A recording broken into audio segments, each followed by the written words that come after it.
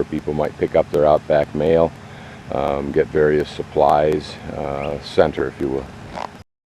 And expanded this, that they could expand into fuel and groceries, and then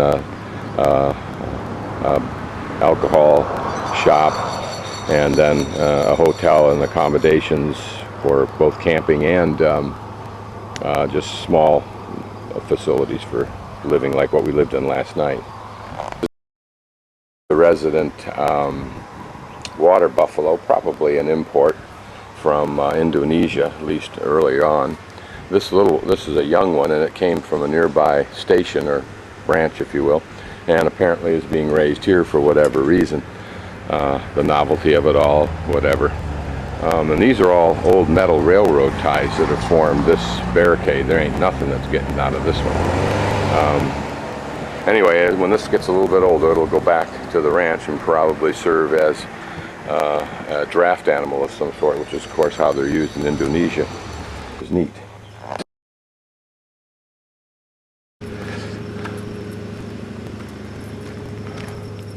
More gas there. Again, this becomes a center for everything.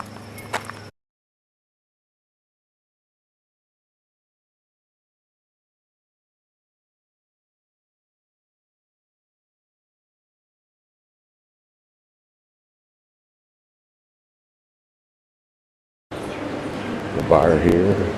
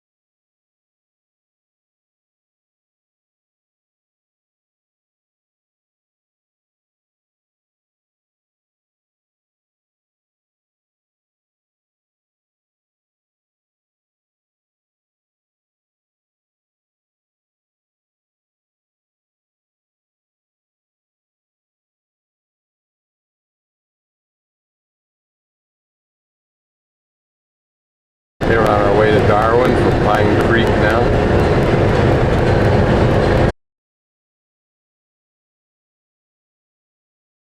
This is Charlie the water buffalo that was mesmerized by Paul Hogan in Crocodile, Dundee. Rather ignoble ending. But he had his 15 minutes of glory. One of those additional trees that's like a strangler vine. You can see it doing its work.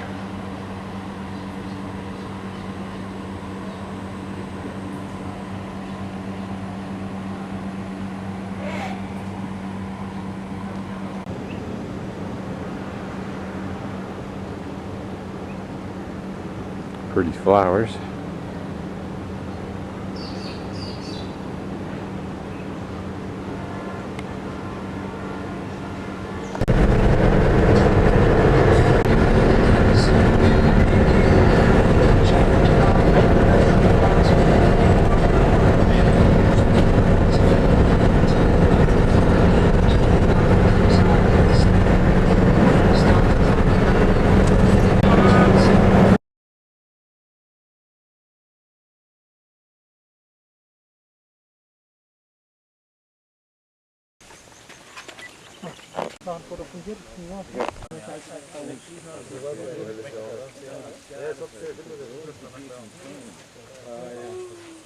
They discover the quiz they don't need, and only keep 120. They produce a sticky saliva, and then the worker's a fraction bigger again. He's got a set of nippers. Because if you have a look at the mound, you'll see it's just the ground. You'll see all the little bits of sandstone and quartz and all that mixed in. You know your old tennis courts, the old dirt ones. That's what they used to make them out of, termite mounds. No, because they could combine it. Because you look at it, your old dirt courts had all that fine rock in it, so they could slide on it, they could pack it down, things like that. It wouldn't chip away easy. Yeah, the old termite mounds. Oh, okay. Even the old pathways back in the 30s and 40s, the old pathways around people's houses, all compact soil. Termite mounds. Yeah, that's down here. Did they export any? Yeah. This is where they've been building. So that'll have to dry out to get hardened up, right? Oh, that's hard already. Is it really? Yeah, that's fairly hard. Yeah. Wow, that's unbelievable. Where else have they built?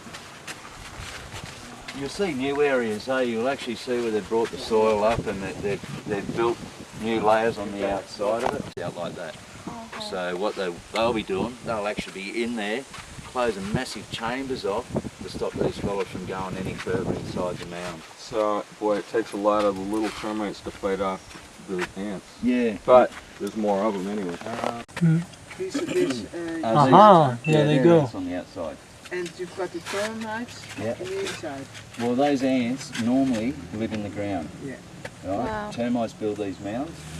But now it's wet season, you've got to look at the ground. Ants that live in the ground, you know, even at home when it rains, they all start going for higher ground. Put the finger? Because the ground gets saturated, so they can't And live. it's gone. Down in the saturated ground, so what they Take do your whole is arm off. They'll move to a higher area. The higher areas is where the termite mounds are, so they'll move up into them. Will that next go down to the ground? This goes down about this far, and then you look at the height out to here. The termites, And they'll fill all the chambers, like storage banks, full of food. All those little black parts of the tails off the spear grass, and just all the rest of the grass they pick up off the ground. But these fellows run around, it's what we call meat ants or red ants. Very savage ants, just they'll virtually swarm onto anything. These fellows also leave scent tracks behind, so they can follow their tracks all the time. So you watch this.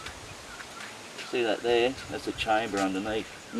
But did they? And here we have a combination of soldiers and then the workers that have the little nippers, and they'll put a little grain of sand in their nippers and mouth, spin it around a little bit, get it coated with a saliva that's kind of like some kind of quasi super glue, and then they'll put it in place. On one of them, These guys abhor sunlight and heat, except in the necessity of repairing damage. Comes along and bungading, knocks it all down to the ground, knock me down storms. Hate moisture. Now these fellows don't mind that little bit of moisture actually around the bases of them. And, any other questions before we wander off? It's completely dead because of the meat ants that got into it, things like that. These fellows here have actually made a nest. They've taken it over. It's completely dead. Wow. But why they build them like this, east-west, like if you ever get lost out in the bush, you come across one of these, there's your compass. You can work out which way is which direction, because they all face east-west. You go to the sun of a morning, as the sun comes up, it hits that side there to heat it up.